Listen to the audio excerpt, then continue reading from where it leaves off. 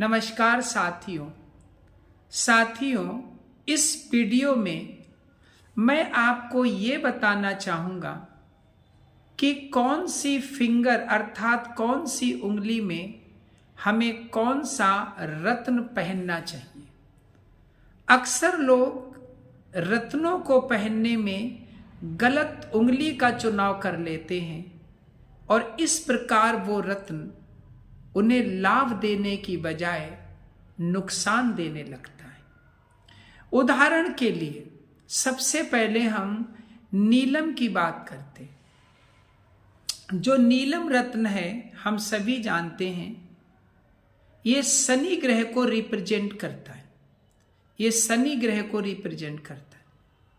इसको किस उंगली में पहनना चाहिए वो आप समझिए। ये देखो दाहिना हाथ है हमारा, दाहिने हाथ की जो ये बीच वाली उंगली है, ये वाली, ये उंगली शनि की होती है। तो इस उंगली में आपको नीलम रत्न पहनना चाहिए। ठीक है।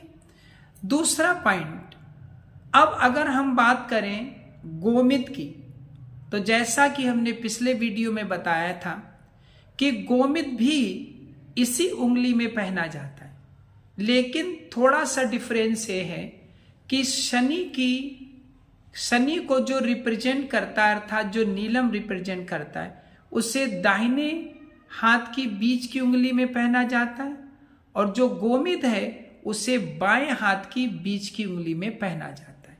क्योंकि हम बता चुके हैं कि उल्टा जो हाथ होता है ये हमारा राहु और केतु का स्थान होता है।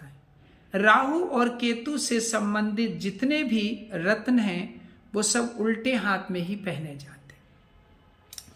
अब हम आगे बात करते हैं पन्ना रत्न की। पन्ना रत्न जो होता है ये बुध ग्रह को रिप्रेजेंट करता है। इसे हम अधिकतर सीधे हाथ की जो सबसे छोटी उंगली है, इस उंगली में हम पन्ना रत्न को पहनते हैं। ठीक है। फिर हम बात करते हैं पुखराज की।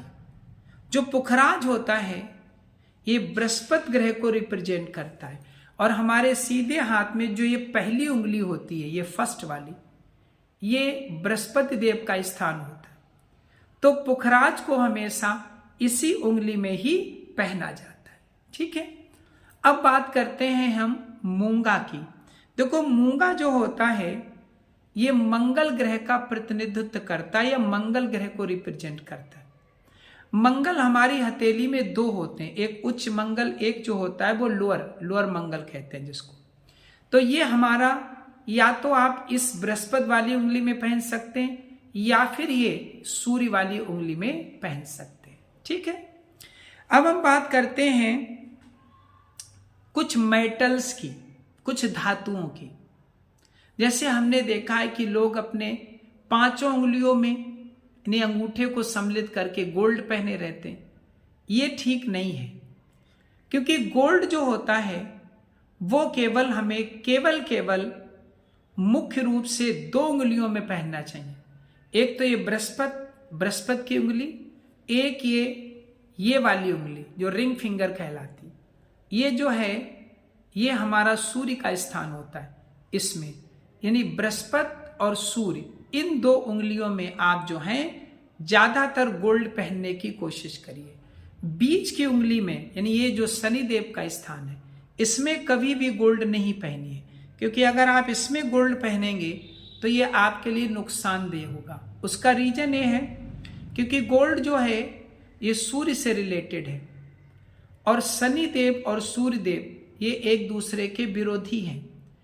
तो बीच वाली उंगली में कभी भी गोल्ड नहीं पहनेंगे। इसमें अगर आपको पहनना है तो इसमें आप दो धातुएं पहन सकते हैं, एक सिल्वर पहन सकते हैं यानी चांदी पहन सकते हैं, या फिर इसमें आप लोहे को पहन सकते हैं। ये दो धातुएं जो हैं वो इसके लिए उचित है। ठीक है। अब बात करते हैं हम हीरे की, डायमंड। जो हीरा होता है ये शुक्र ग्रह को रिप्रेजेंट करता है। ठीक है, वीनस को।